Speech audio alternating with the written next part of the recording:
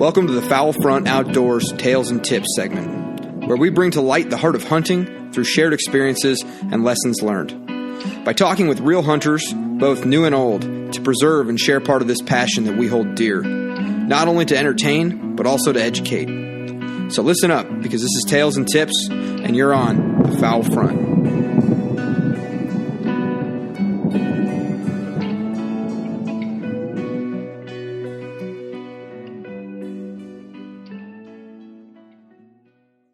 This week's episode is brought to you by Dive Bomb Industries, the fastest growing, most affordable decoys on the market, with unmatched customer service. Visit them online at divebombindustries.com, on Instagram or Facebook at Dive Bomb Industries. Or go ahead and give them a call anytime, 7 days a week, at 314-322-7468. And go ahead and use the promo code FOWLFRONT, all undercase with a space in between fowl and front, for 10% off your next purchase of Dive Bomb decoys. This episode also brought to you in part by Hunt Hickory Creek. And new to Hunt Hickory Creek this year is their Central Kansas Lodge. They're going to be running hunters from the end of October all the way through January. And their main hunting area is located between Quivira National Refuge and Cheyenne Bottoms. Now, Central Kansas is a special place for waterfowl hunting. And during the peak migration, these refuges hold hundreds of thousands, if not close to millions of birds at one time. So for your chance of a hunt of a lifetime, head on over to hunthickorycreek.com, because if you're going to hunt Kansas, hunt Hickory Creek. Hey everyone, Austin here with Colorado Custom Game Calls. Are you looking for a duck or goose call for next season? Are you a budget hunter? Well guys, let us know over here at Colorado Custom Game Calls. We provide high quality calls at affordable prices. We are budget hunter friendly. Whether it be the colors of the resin, the colors of the band, do you want something in your call? It's your call. You get to build it from the ground up. So guys, make sure you go check us out on our Facebook and Instagram and on the web at coloradocustomgamecalls.com. Welcome to another episode of Tales and Tips. This week we will be continuing our focus on women and waterfowling with interviewing my wife Courtney to get a look into all they deal with so we can chase our passion that is waterfowling. And now back to more from our sponsors. Did you know that tagging migratory game birds after you harvest them is a federal law? Did you know it's being enforced in all 50 U.S. states and Canada? Well, Toe Tags LLC has just a solution for migratory game bird hunters, a waterproof tagging solution that meets all federal tagging laws. With several options of tags and custom tags available, this is perfect for all hunters. Whether you are an outfitter or a weekender, for just a few cents a day, you can ensure you're in compliance with the law. Contact Toe Tags LLC at www.toetagsllc.com. Hey, I want to tell you about a hunt logging system that my friend Elliot from Freelance Duck Hunting has created. It's a site called Freelance Hunt Stats. At Freelance Hunt Stats, you can record information from each day's hunt, which allows you to remember what took place each day, and it also helps you improve your future hunting success. It's easy to use, it tracks game totals, weather patterns, shooting information, bird averages, and a lot more. So go to freelancehuntstats.com and create an account to start logging your hunts today. Also, be sure to head over to docsoutdoorsupplies.com. They've got tons of motion decoys and anything else that you need to be in the outdoors. So, for your 10% off, use FOWLFRONT18 at your checkout at docsoutdoorsupplies.com. Hey guys, this is Devin with Fowl Front. Today we're going to be interviewing my wife as part of a special for the Fowl Front of women hunting or women in the wild. So yeah, I've got my wife Courtney here. Courtney, say hello to everybody. Hello. So I already know pretty much all the answers to these questions, but the listeners do not. So kind of introduce yourself. Where were you born and where did you grow up? And sorts of like how, whether you were into nature or city girl, kind of sort of those things, and let the listeners know.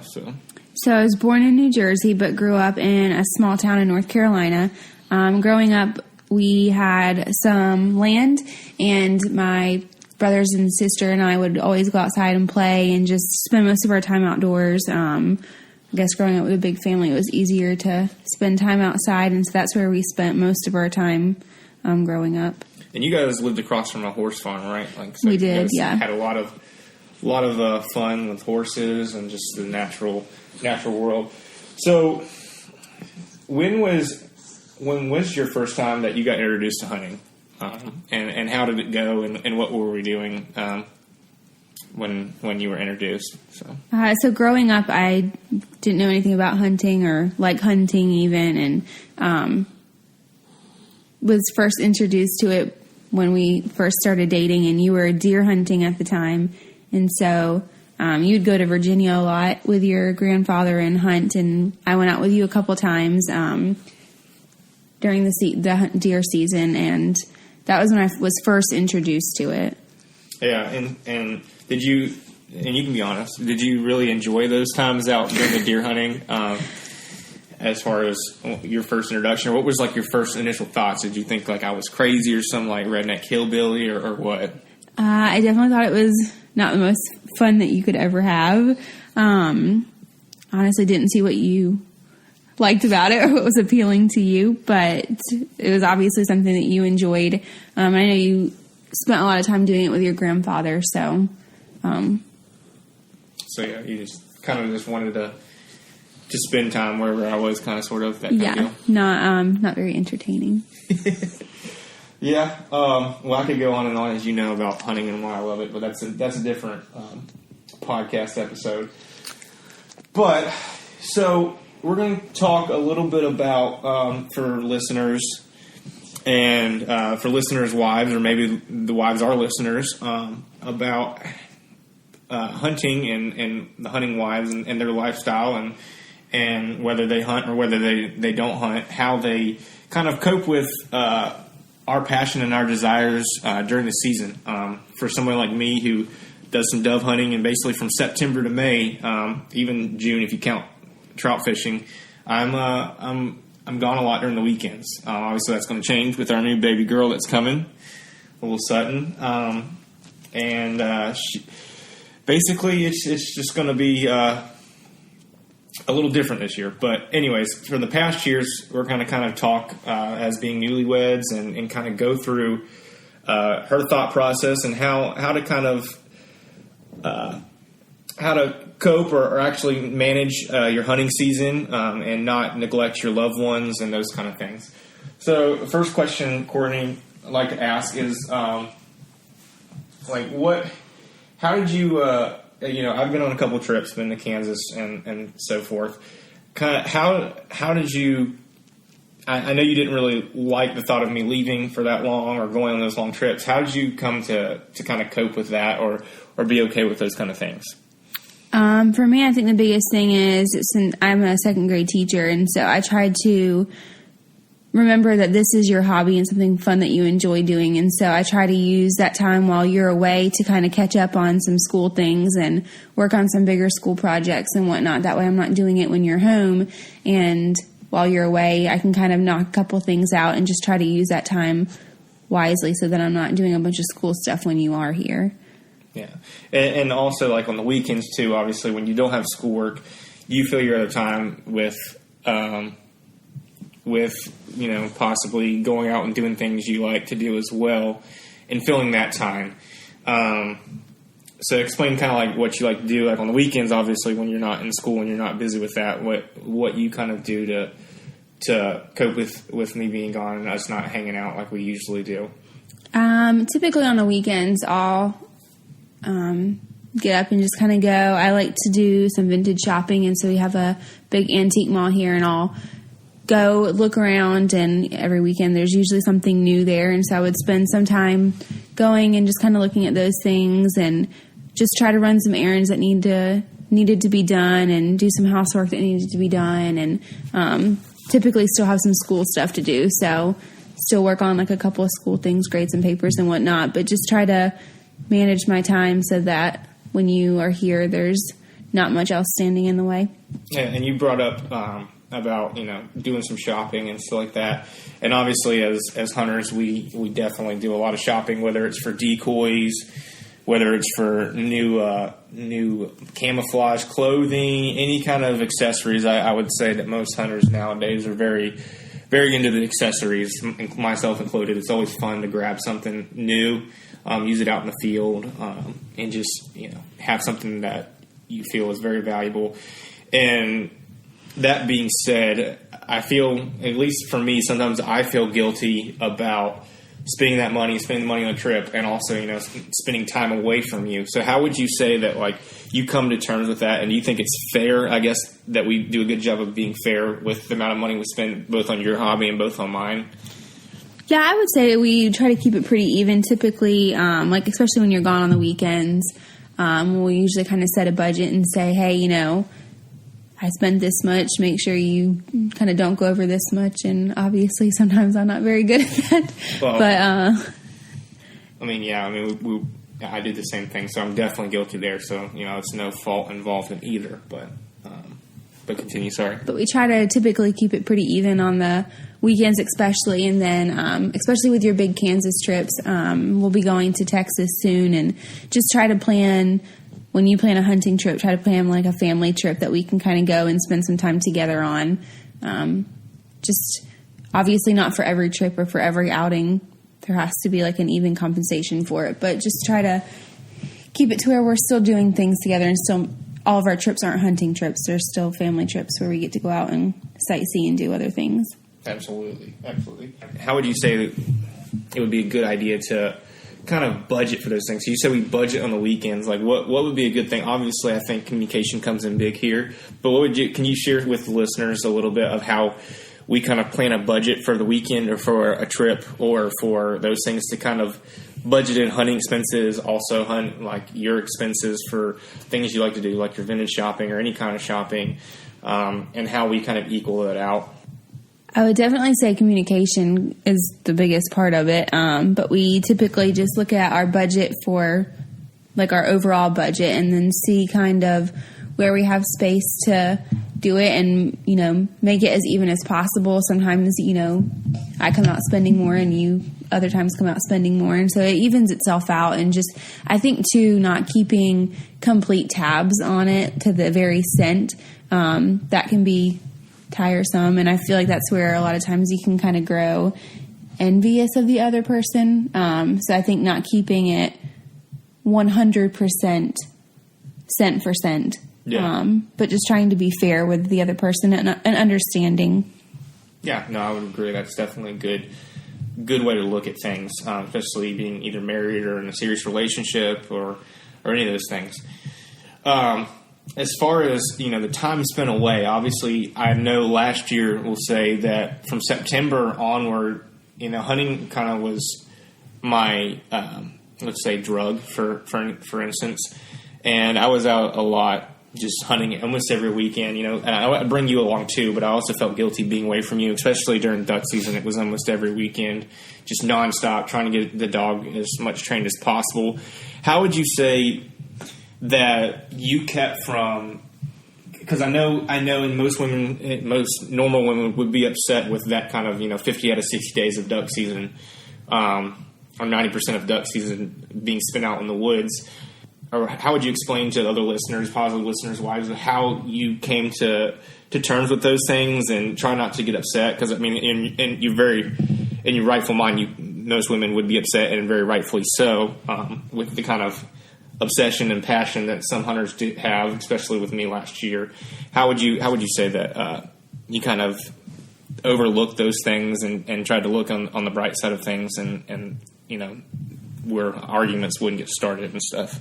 I think the biggest thing is knowing that this is a hobby for you and a passion and something that you love doing. It's something that you like to do and take your mind off of things. And I love to do DIY projects and go vintage shopping and antiquing and whatnot. And so I know that's not something that you always enjoy doing. And so even though it's not my favorite thing by all means, I know it's something that you love. And so typically we'll sit down with a calendar for the year and look at the seasons, and just kind of plan out what weekends you'll be hunting, and if you're going to do like a morning hunt or afternoon hunt. And then, if it's a weekend that you're hunting, if it's a morning hunt, we'll try to do something that afternoon together and just make sure that we're planning things with each other. And then, if you're taking a big trip, we'll typically try to, go out and do something together before you leave. And when you come back, have something planned. And then on the weekends that you don't have anything on the calendar for hunting, just making sure that we're spending that time together, and planning, just even if it's just like going out and getting breakfast. I know that's one of our favorite things to do. And just making sure that when you're not hunting, we're spending that time together and keeping it balanced. Yeah, because I'd say that's probably one of your biggest things. You like personal time is probably your love language, I would say. 100%. And so it's definitely one of those important things, especially as a hunter, and myself included. I get distracted by some of those things, and honestly, hunting is important, but it's not the most important thing in life. And just coming back to grounds with that, just make sure as a hunter, if you don't, and of course, if your significant other likes to hunt, then it's obviously not as big of a deal. But if your significant other doesn't really like to hunt, they're all right with it, but not really crazed with it, then you got to find that middle ground, I would say, like you said, and really try to put in equal effort both ways, because you don't want to be the person who's only paying attention to your spouse when you're not hunting, or even so. I mean, I've caught myself doing this as well. I'm guilty of it as well. But thinking about hunting when we're supposed to be spending time together, and so trying to even that out, trying to really find things you both like to enjoy doing, and spending time with each other is really quality. Also, we kind of get into, you've been on a couple hunts. We mentioned that earlier, and we'll kind of wrap it up around here. But explain to other people who don't like to hunt. Like, I know the big problem with you at the beginning was kind of trying to find something you like to do to bring you out there. Because again, we like to hunt, and I do like to have you out there just because it's fun to show you these things, and there's so many things in nature that you can't see other than when you're out hunting. What did you find that kind of helped you get into, not really into hunting, but become accepting of it, and not be so like, ugh, I don't want to wake up and go and do this, but kind of find your common term, just like, for instance, with you and the vintage shopping, I'm not a huge shopper, but, I've kind of come to like the DIY projects. I like doing that, I like building stuff. And so it is kind of a fun thing for me to do, and kind of a middle ground for me to go do that stuff with you. But for hunting, how would you say, especially for others, like how to find that middle ground, even in something you don't like to do as much? I would say the biggest thing is try finding, even if it's like the smallest piece of the time out there, something that you enjoy doing with it. And so for me, I don't particularly love waking up at 2:00 in the morning and going and sitting in freezing cold weather until my toes and fingers are numb. But I just got a really nice camera for Christmas, and I really enjoy photography. And so I'll take my camera out there, and especially when Wesson goes, taking pictures of Wesson and the landscapes. You typically hunt in pretty places, and so just taking my camera out there and not just sitting there waiting for something to come flying by or something, but taking pictures while the sun's rising, and just trying to find the joy in the small things, I guess. Yeah, I would agree. Yeah, and again, there's so many things that you can find in hunting and just everyday life. Obviously, spending time with your significant other, your partner, your best friend. And so to kind of wrap things up, we'll kind of go over everything again.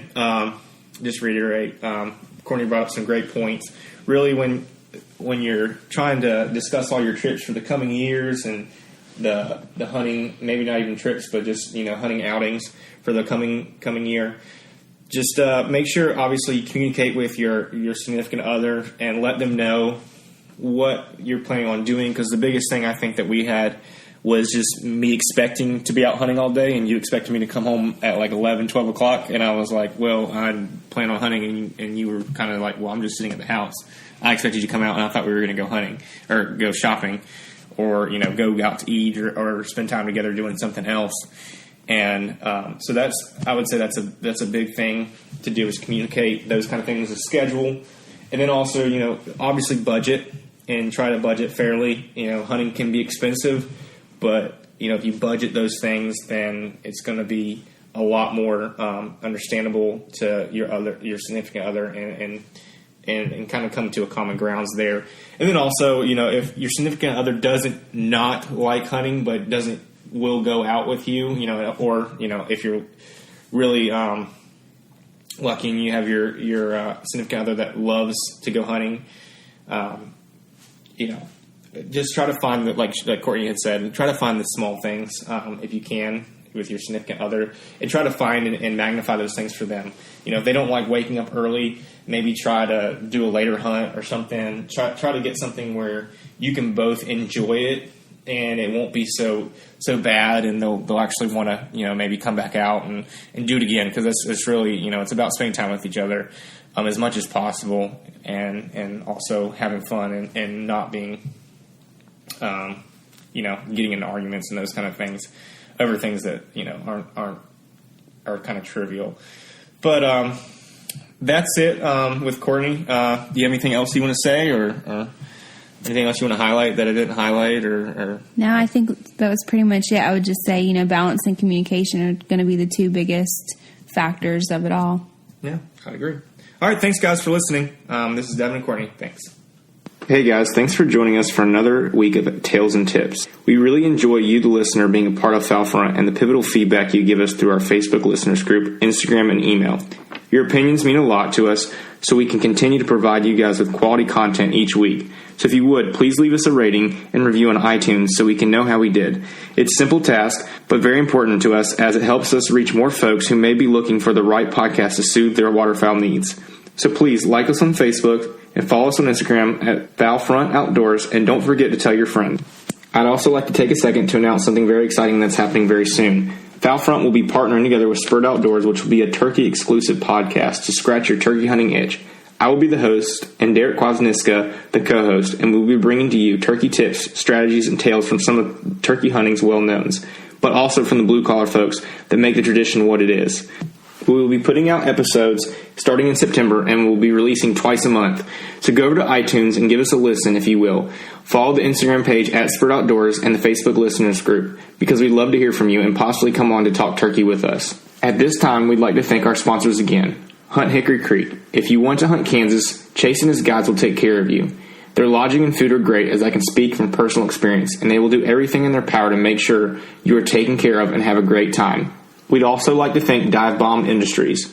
If you're looking for an incredibly affordable decoy spread, go over and check them out at their website. And don't forget to get your 10% discount with the code FOULFRONT, all lowercase, and a space between the words foul and front. We'd like to take the time to thank Colorado Custom Game Calls. They're there for you, the budget hunter, a call made for the everyday, hard-working waterfowl hunter.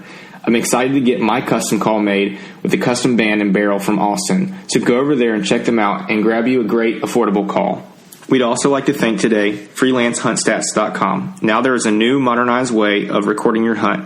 No more worries about messy loose leaf papers or jumbles of logbooks. freelancehuntstats.com provides you a clean and affordable way to remember your hunts for years to come and to provide you with beneficial analysis for your future hunts. We'd like to also thank Doc's Outdoor Supplies. So go over and check them out at docsoutdoorsupplies.com for all your outdoor needs. And don't forget to use the Foul Front coupon code, FOULFRONT18, all lowercase and one word. And last but not least, we'd like to thank Toe Tags LLC. You never want to be out of compliance with federal law when tagging your birds, and Toe Tags has provided an easy and effective way to do so. So head over there and check them out today. And again, we'd like to thank you, the listeners. Until next time, this is Tales and Tips with the Foul Front. Thanks for listening to this week's episode of the Foul Front Waterfowl Podcast. Please come join us on our Facebook group, the Foul Front Waterfowl Podcast group, where you can connect with a good group of hunters, because we're all in this together. We need to act like it so that hopefully our great grandkids will be hunting ducks over our favorite public lands.